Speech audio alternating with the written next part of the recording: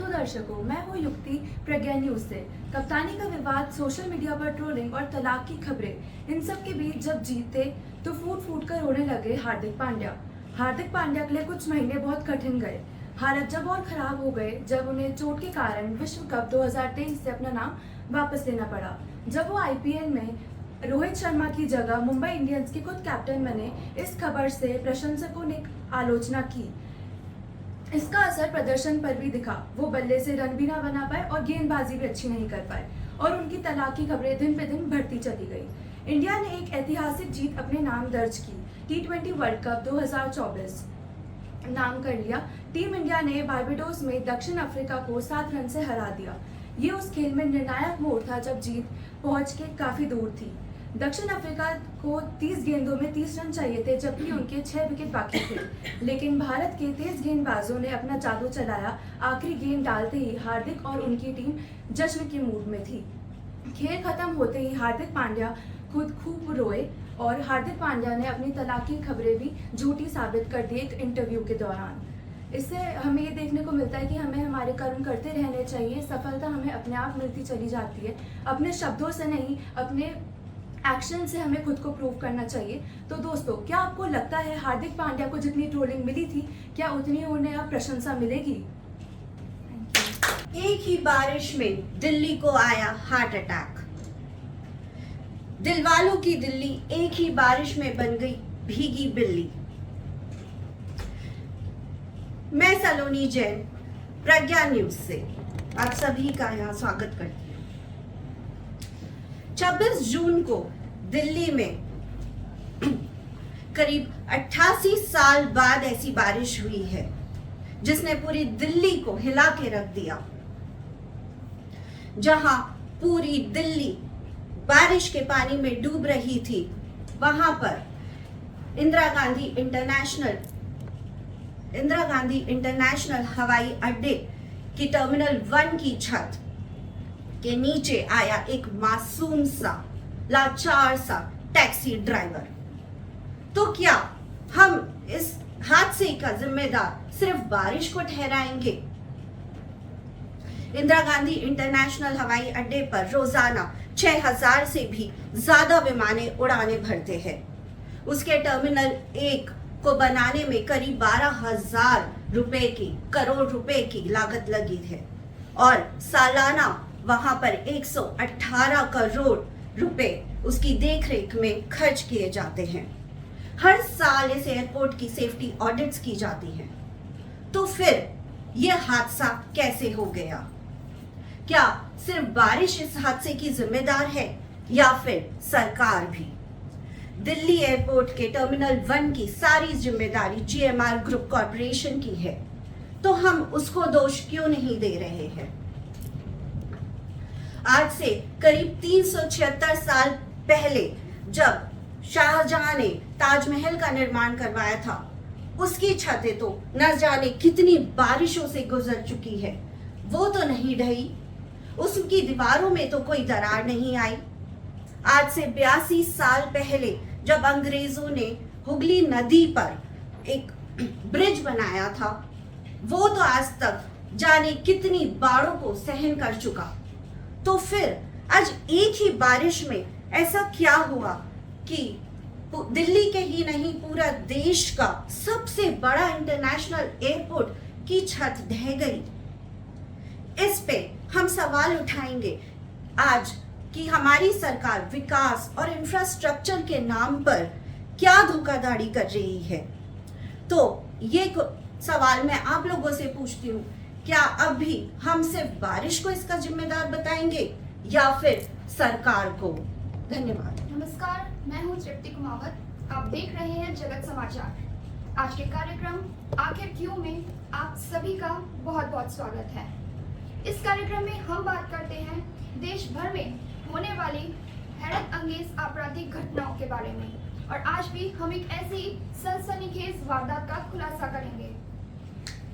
तो ये मामला है हरियाणा के रोहतक जिले का। ये शख्स जिसकी तस्वीर आप लोग इस वक्त स्क्रीन पर देख रहे हैं, इसका नाम है अभिषेक मलिक। आज इसकी उम्र 22 वर्ष हो चुकी है, लेकिन ये बात है 21 दिसंबर 2021 की, जब अभिषेक की उम्र सिर्फ 19 साल की थी। 19 साल की उम्र में अभिषेक ने अपने पिता, अपनी बहन और अपनी माँ की हत्या कर दी। आखिर क्यों? आखिर क्यों अभिषेक ने इतना बड़ा और इतना गलत कदम उठाया? तो सूत्रों से ये पता चला है कि अभिषेक बहुत ही अमीर रईसगादों वाली जिंदगी जीता था। उसे किसी चीज की कोई कमी नहीं थी और उसके पिता वो एक बिल्डर थे। लेकिन एक बार अभिषेक ने कुछ ऐसी बात कह दी जिससे उसके माता पिता बर्दाश्त नहीं कर सके और अभिषेक इस बात से परेशान होकर के अपने ही माता पिता को मार दिया।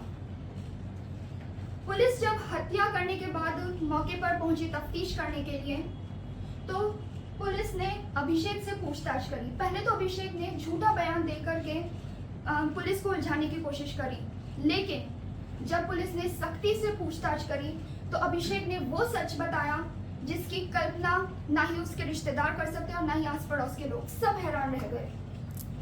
तो अभिषेक ने सच बताया कि उसे एक लड़के से प्यार था और उसका नाम कार्तिक था। इस बात को उसके घर वाले बर्दाश्त नहीं कर पा रहे थे कि उनका बेटा किसी लड़के को पसंद करता है। इस बात से परेशान होकर के उसके माता पिता ने थोड़ी सख्ती दिखाई और अभिषेक को जो भी उसको आज़ादी दी जाती थी, जो भी उसकी डिमांड्स पूरी की जाती थी, वो सब करना बंद कर दिया। यानी कि उसकी पॉकेट मनी देना बंद कर दिया, उसको अटेंशन देना बंद कर दिया, यहाँ तक कि कार्तिक से मिलने से मना कर दिया। इस बात से परेशान होकर, तंग आकर, गुस्से में आकर अभिषेक ने अपने माता पिता को मारने की प्लानिंग करी और इस प्लानिंग में बराबर का जिम्मेदार था अभिषेक का दोस्त कार्तिक। और आज अभिषेक अपने माता पिता की हत्या के जुर्म में पुलिस की गिरफ्त में है, यानी जेल में है। अब सवाल उठता है कि क्या अपने ही माता पिता की हत्या करने के अलावा अभिषेक के पास और कोई दूसरा रास्ता नहीं था? आखिर क्यों अपने ही माता पिता की हत्या करने की प्लानिंग करते समय अभिषेक को ये एहसास नहीं हुआ कि वो कितना गलत कर रहा है? आखिर क्यों अभिषेक अपने गुस्से पर काबू न पा सका? आखिर क्यों अपनी इच्छा पूर्ति की लालसा में आकर अभिषेक ने अपनी पूरी जिंदगी को दांव पर लगा दिया? जब कुछ इस तरह की वारदातें हमारे सामने आती है तो एक सवाल हम सबके जहन में उठता है कि आखिर क्यों लोगों को अपराध करने से डर नहीं लगता। फिलहाल आज की पेशकश में बस इतना ही। आप देखते रहिए जगत समाचार। नमस्कार।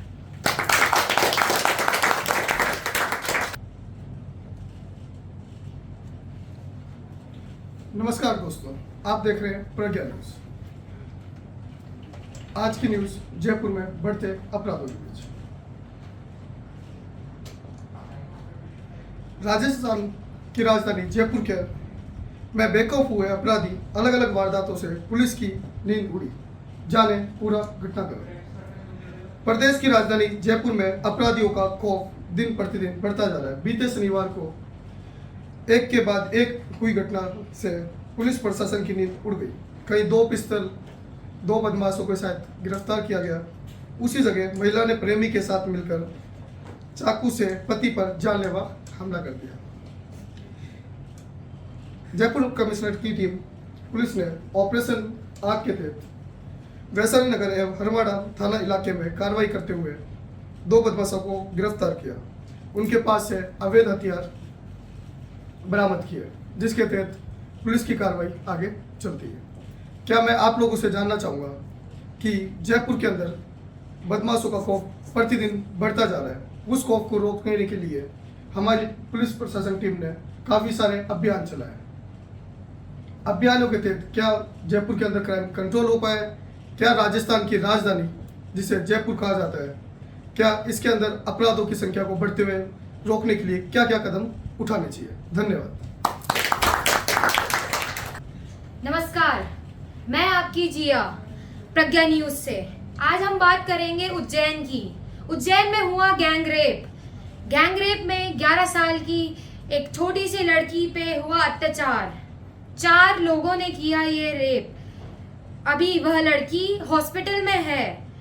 डॉक्टरों के सूत्रों से बताया गया है कि उसकी अभी कंडीशन सही नहीं है। पुलिस कार्रवाई कर रही है। आगे बने रहिए न्यूज़ पे। Good morning, all of you. I'm Bhavya Gupta, bringing you the latest headlines from India. In national news, India celebrates a historic achievement by crossing over 100 crore COVID-19 vaccination, and PM Modi gives their blessings to the medical team for doing so. In sports, India has won the T20 World Cup after 10 years.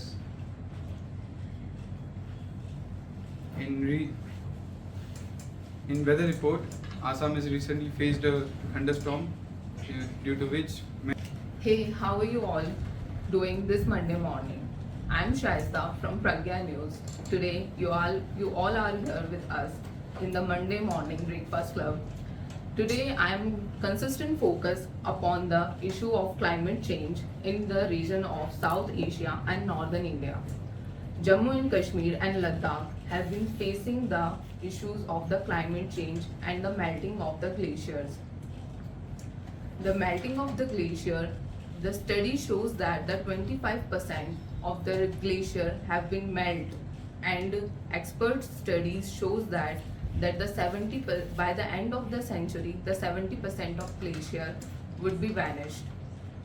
So the major concern, the state reason behind all of these is the temperature increasing, the deforestation and the industrialization. Sonam Wangchuk, who is the one of the most prominent reformist and industrialist who came into the spotlight with the 21 days the climate change fast for Virat Kohli and Rohit Sharma ने लिया T20 cricket से संन्यास। नमस्कार दोस्तों, मैं रजत आपका स्वागत करता हूं प्रज्ञा न्यूज में।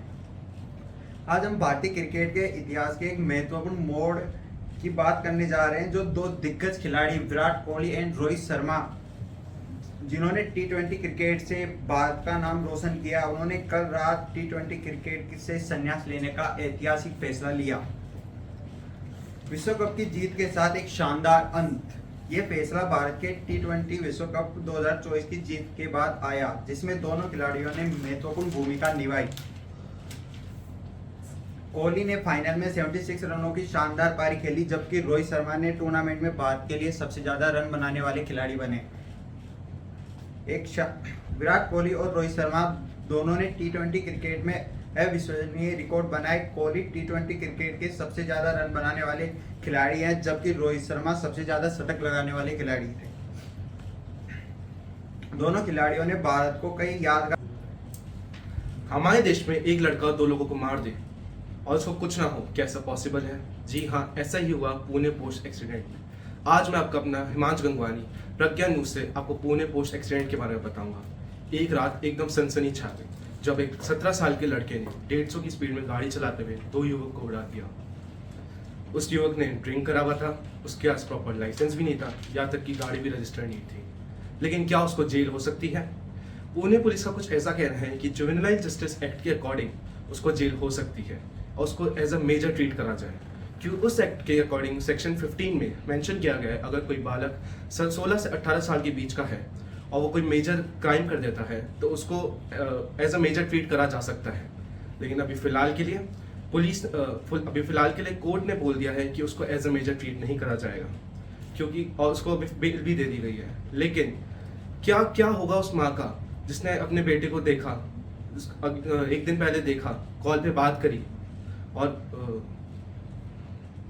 क्या होगा उस माँ का जिसने अपने बेटे को देखा, एक दिन पहले कॉल पे बात करी और अगले दिन वो कॉल करती रह गई? आपका इस बारे में क्या विचार है? हमें कमेंट बॉक्स में बताइए। और क्या इसी को बिगड़े बाप की बिगड़ी औलाद कहते हैं? Thank you. बहुत फेमस हुई है और हम सब चाहते हैं कि उन दोनों को जस्टिस मिले। अब मैं बुलाना चाहता हूँ युवराज सर।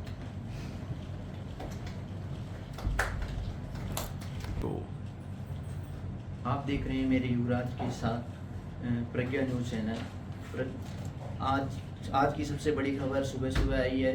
ये पश्चिम बंगाल से आई है। पश्चिम बंगाल की जलकुड़ी के पास एक बड़ा रेलवे हादसा हो गया है, जिसमें एक मालगाड़ी ने आगे इस खड़ी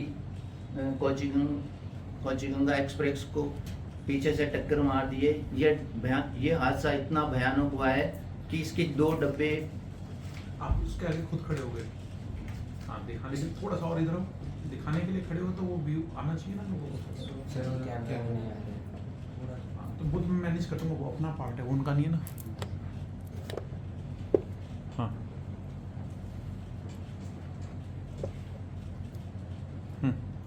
दोबारा से नहीं, हाँ दोबारा से करें। आप मेरी युवराज के साथ देख रहे हैं प्रज्ञा न्यूज। आज की सबसे बड़ी खबर आई है कंचनजंगा एक्सप्रेस पश्चिम बंगाल से आई है, जहाँ पे कंचनजंगा एक्सप्रेस का एक्सीडेंट हो गया, ट्रेन हादसा हो गया बहुत बड़ा। इसमें पीछे कंचनजंगा एक्सप्रेस को मालगाड़ी ने पीछे से टक्कर मार दी गई है। हादसा इतना भीषण था कि इसकी 2 डिब्बे पटरी से उतर गए हैं और एक डब्बा तो मालगाड़ी के इंजन के ऊपर ही चढ़ गया है। इसमें रेलवे ने खुलासा किया है कि इसमें 9 लोगों की मौत हो गई है और 60 से अधिक लोग घायल हैं। मौके पर एनडीआरएफ की टीम पहुंच चुकी है और एनडीआरएफ की टीम को शवों को निकालने और घायलों को निकालने के लिए काफ़ी मशक्कत का सामना करना पड़ रहा है। इसी बीच में सियासी बयानबाजी जारी हो गई है, चालू हो गई है। प्रतिपक्ष नेता राहुल गांधी ने एनडीए को ट्रोल करते हुए इस हादसे के ऊपर बहुत कोसा है और बहुत ज़्यादा कोसा है। अभी समय हो चुका है एक ब्रेक का, और तो हम एक ब्रेक लेते हैं। हमारी कहीं जाइएगा नहीं, ब्रेक के बाद हमारे साथ होंगे motivational speaker Saurabh Jain ji. Thank you. और हमारा कनिष्का जी। नमस्कार दर्शकों, मैं आपकी कनिष्का प्रज्ञा न्यूज से स्वागत है आपका आज की बड़ी ताजा खबर में। आइए नीट पेपर लीक मामले पर थोड़ी नजर डालते हैं। नीट पेपर लीक को लेकर बिहार ईओयू सुप्रीम कोर्ट में 8 जुलाई से पहले अपनी जांच रिपोर्ट सौंपने वाला है। सूत्रों के मुताबिक पता चला है कि नीट पेपर लीक को लेकर पुख्ता सबूत सौंपने की तैयारी है।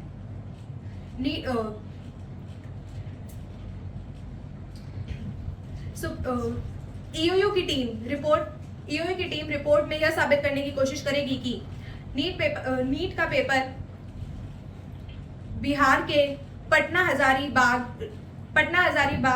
राजश्री के छात्रों को पहले ही सॉल्व करके पहुंचा दिया गया था। साथ ही ईओयू यह भी बताएगी कि दूसरे राज्यों से भी तार जुड़े होने के सबूत शामिल करेगी।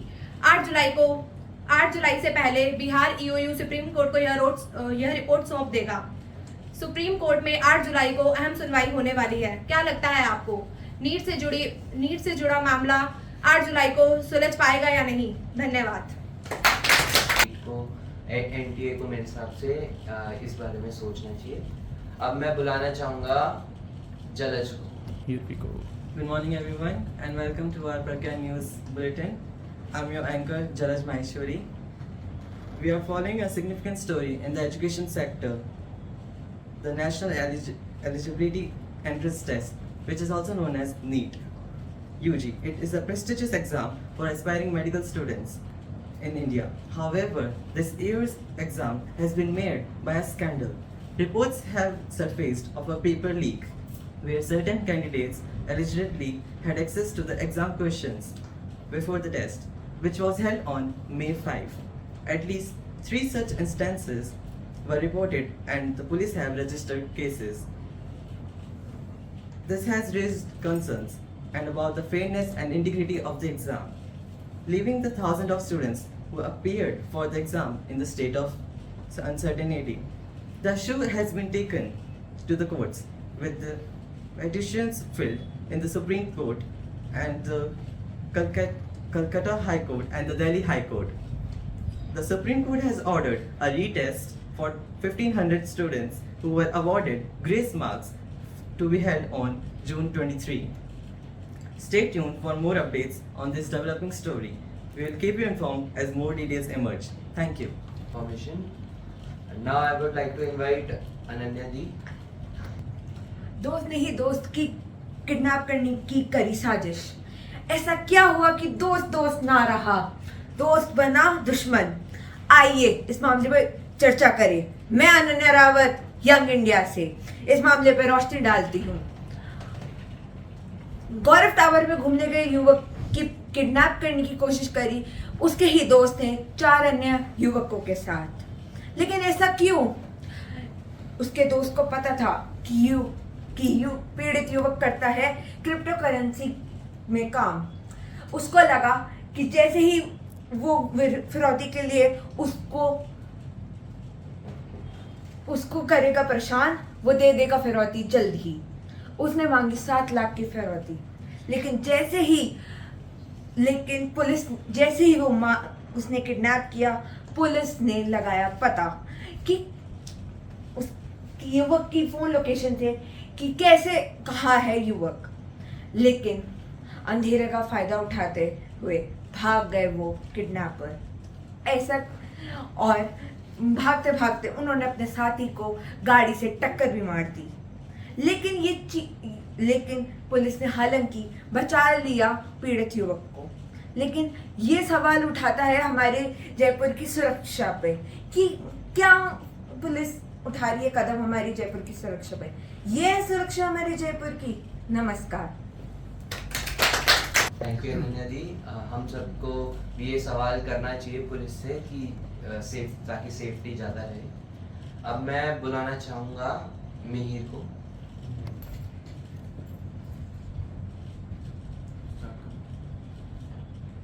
नमस्कार आप सभी को, मैं मिहिर प्रधान प्रज्ञा न्यूज़ से लाइव। तो आइए जानते हैं इंडिया से जो बड़ी खबर आ रही है वो।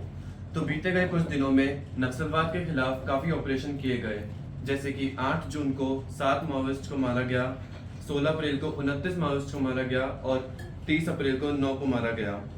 इन ऑपरेशन में कुछ कैजुअलिटीज भी हुई, पर अंततः ये सफल रहे और ये काफ़ी ज़रूरी भी थे। ज़रूरी क्यों थे ये जानने से पहले हमें नक्सलवाद के ओरिजिन और इसके जोग्राफिकल स्प्रेड को जानना पड़ेगा। तो ओरिजिन की बात करें तो नक्सलाइट मूवमेंट जो कि 1967 में चालू हुआ था नक्सलबरी विलेज में, जो कि वेस्ट बंगाल में है, और यहीं से इसको अपना ये नाम पड़ा। ये जो था ये इंस्पायर्ड था माओइस्ट आइडियोलॉजी से, जिनका ये मानना था कि आज भी रूरल इलाकों में सोशो इकोनॉमिक इनइक्वालिटीज बहुत ज़्यादा है। अगर हम इसकी जोग्राफिकल स्प्रेड की बात करें तो जो इलाके नक्सलवाद से पीड़ित हैं उनको हम रेड कॉरिडोर के नाम से जानते हैं। रेड कॉरिडोर इंक्लूड करता है झारखंड, छत्तीसगढ़, बिहार, आंध्र प्रदेश, महाराष्ट्र, उड़ीसा, तेलंगाना जैसे राज्यों को। इसके इम्पैक्ट की बात करें तो जब से नक्सलवाद चालू हुआ है तब से हजारों जानें जा चुकी हैं। और साउथ एशिया टेररिज्म पोर्टल की माने तो 2005 से लेकर 2021 तक 7000 फैटिलिटीज हो चुकी हैं, जिसमें से सिविलियन, सिक्योरिटी फोर्सेज और खुद नक्सलवादी लोग शामिल हैं। तो देखते हैं इसे ठीक करने में हमारी सरकार क्या कर रही है। तो हमारी सरकार ने काफ़ी सारे ऑपरेशन किए, जैसे कि 2009 में ग्रीन हंट, और साथ ही हमारी सरकार काफ़ी नई फोर्सेज भी नियुक्त कर रही है, जैसे कि ग्रे हाउंड्स, कोबरा और वेरियस स्टेट पुलिस की टास्क फोर्स भी। सफलता की बात की जाए तो नक्सलवाद से रिलेटेड इंसिडेंट्स की गिनती 1136 जो कि 2013 में थी, उससे लेके 509 पे आ चुकी है 2020 में। ये नंबर हमें होम मिनिस्टर के ऑफिस से मिला है, और 16 जून के ऑपरेशन के बाद होम मिनिस्टर अमित शाह का स्टेटमेंट भी ये आया है कि India will soon be free from नक्सलवाद, जो कि काफ़ी हद तक पिछले कई ऑपरेशंस को देख के सही भी लग रहा है। और इनका सफल होना ज़रूरी इसलिए भी है क्योंकि ये समाज में विकास की गति में बाधा डाल रहे हैं, और जो लोग इससे पीड़ित हैं, ये आज़ाद हिंदुस्तान की जिम्मेदारी बनती है कि हम उन्हें भी आज़ादी से और इंसाफ के साथ जीने का मौका दें। तो आपको क्या लगता है कि अगर समाज में कुछ गलत हो रहा है तो क्या हमें हिंसा का रास्ता अपनाना चाहिए? मैं वंश अजमेरा प्रज्ञा न्यूज़ से आपका स्वागत करना चाहता हूँ। आज का टॉपिक है मिशन वर्ल्ड कप अकम्प्लिश्ड। 29 जून को फाइनल में दक्षिण अफ्रीका को हरा के भारत ने 7 रन से विश्व कप जीत लिया है। यह मैच बारबाडोस वेस्ट इंडीज में था। भारत की जनता गली गली में जश्न मना रही है। इसकी खबर के साथ ही एक और खबर आ रही है, विराट कोहली, रोहित शर्मा, रविंद्र सिंह जडेजा ने T20 इंटरनेशनल से रिटायरमेंट ले ली है। फाइनल में विराट कोहली को मिला प्लेयर ऑफ द मैच का अवार्ड और जसप्रीत बुमराह को मिला प्लेयर ऑफ द टूर्नामेंट का award. Last world cup Bharat जीता था 2011 में MS धोनी के कैप्टनसी के अंदर, और लास्ट ट्रॉफी जीता था MS धोनी के अंडर में चैंपियंस ट्रॉफी 2014 में। इसके बाद 11 साल के बाद ट्रॉफी जीती है भारत ने रोहित शर्मा की कैप्टनसी में। आखिरी ओवर खत्म होते ही सारे खिलाड़ियों ने जश्न मनाना चालू कर दिया और सभी खिलाड़ियों के आंखों में खुशी के आंसू थे। जब विराट कोहली ने इंस्टाग्राम पे पोस्ट डाली वर्ल्ड कप जीतने की, तो वह पोस्ट इंस्टाग्राम के अभी तक की सबसे लाइक्ड पोस्ट बन चुकी है। अभी तक वो लगभग 1.8 करोड़ लाइक्स क्रॉस कर चुकी है। इसी के साथ आज की खबर समाप्त होती है। आपको क्या लगता है अगला T20I का आइकन कौन बनेगा? धन्यवाद। Ciao. Good morning to everyone. I'm Kumkum, your weather forecaster, and I welcome you to our show, Italian Daily Show. I'm presented before you with my show, Weather Update. Without wasting any time, let's look at the temperature of Milan, the Italian Manchester, and a very important and tourist-friendly destination. Currently at 8 a.m., the temperature is cold with a little humidity in the atmosphere, gentle blizzard reporting to come, and to counter that there is a warm wind coming from the Mediterranean Sea. Currently the temperature is 13 degrees Celsius. As we move into the afternoon, we can expect the weather to be pleasant and the temperature is expected to get a little higher, making the coldness get away. Sun would also show up in the daytime and the temperature would rise to 22 to 23 degrees Celsius. Going to the beaches would be a good idea for both natives and the tourists. Also, they can explore the fashion capital of the country. In summary, Milan would have a beautiful weather today with the mixture of gentle winds and clear skies. That's all about today's weather. Thank you so much.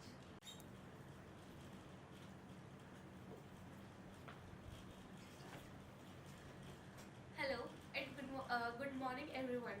Today I am here before you to present the weather forecast of the Pink City Jaipur.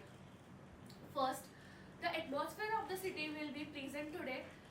As we move into afternoon, the maximum temperature will be 38 degrees Celsius, which will be warm, and the minimum temperature will be 28 degrees Celsius. The humidity of the city will make it feel like it is 40 degrees Celsius. There is a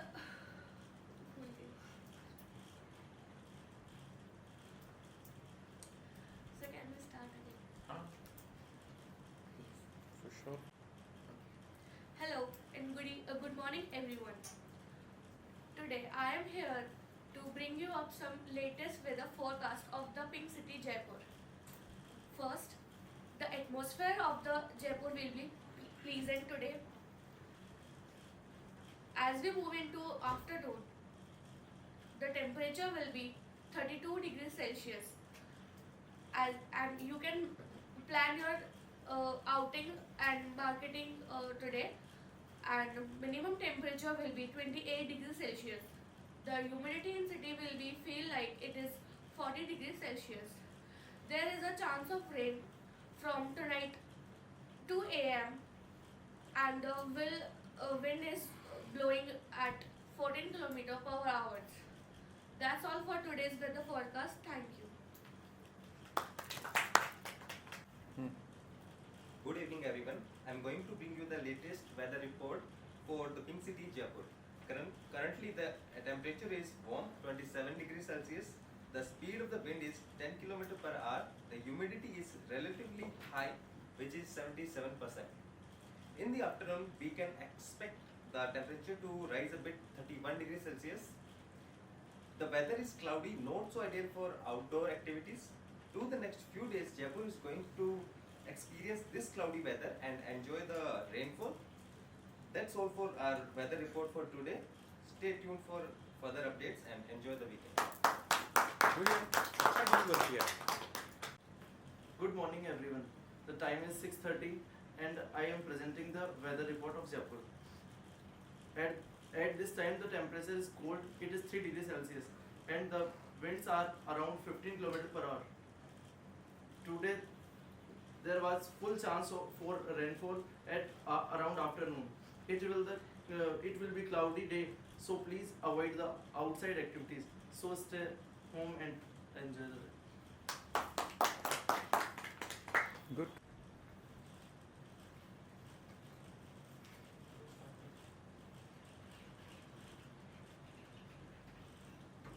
So good evening everyone. Welcome back to Uptak News. It's 7 p.m. and it's time for evening talks. And today our topic will be scam of NEET 2024. So what is NEET? NEET is National Eligibility cum Entrance Exam, which is held for the admission in the medical colleges. So how this exam becomes a scam? There are three scopes of it. First, so students got 718 and 719 marks, which is not possible. How? Every question in the exam contains 4 marks and -1 marks as a negative marking. So either a student can get 750, 716 or 720 marks, but they got 718 and 719 marks. NTA tells that they have given grace marks for the loss of time, but what was the basis for that grace marks is not disclosed by NTA. Second, on the examination date, which is 5th May, there was one FIR registered in Patna police station about paper leak. NTA releases a press note on the next day that there was no paper leak, but on the further investigation, it was found out that there was paper leak. And the major question is on what level that paper leak was. Now the third aspect was there were 67 AIR1 this year. How is this possible in an examination of this level? In the past 3 years there have been only 1 to 3 AIR1s, but how there can be a sudden jump from 3 to 67? This is a very big question.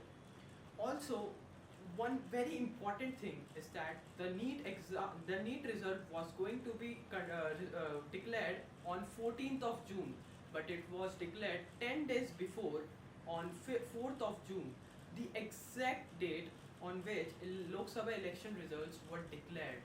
Was this an attempt by MTA to suppress this scam under the election news? Well, who knows? I hope we'll find out that in future soon.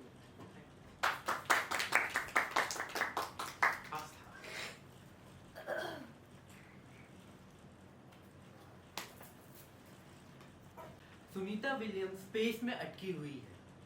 प्रसिद्ध Indian American अंतरिक्ष यात्री Sunita Williams ISS में 20 दिनों से अटकी हुई है।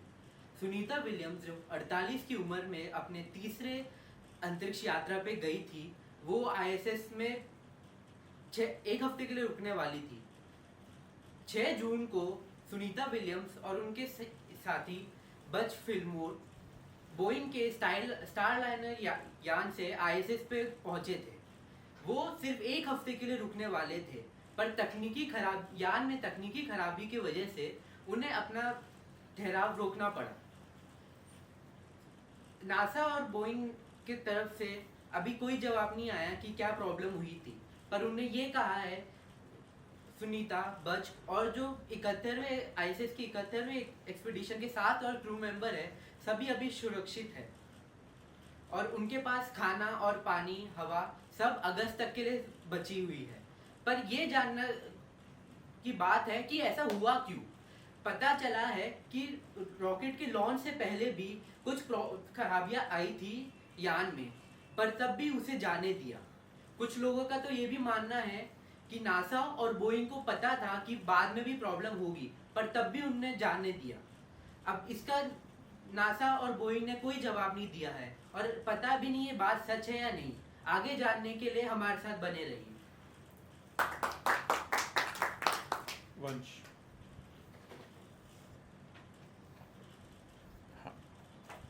Purpose delivery है, तो जो एक्सप्रेशंस आए that must be like a news anchor, जो कॉन्फिडेंस आए डिलीवरी के टाइम पर, वो सब वैसा ही चाहिए. Eye contact, expressions.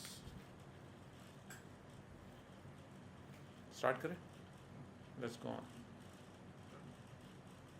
Good evening, everyone. I'm Vansh Bugalia, and I welcome you all to Pragya Daily's Rapid Fire News. From our sources, it has been cleared that a roof at Delhi airport has collapsed, killing one person and injuring 8 others. Videos online show huge pillars of approximately 334 feet in height, or you may say 102 meters, falling down to cars and smashing their roofs at the airport's Terminal 1. All flights from Terminal 1 have been suspended. This incident took place at around 5 a.m. The primary reason for this mishap seems to be the continued heavy rain that has been going on for the past few hours before 5. Thank you. Concord.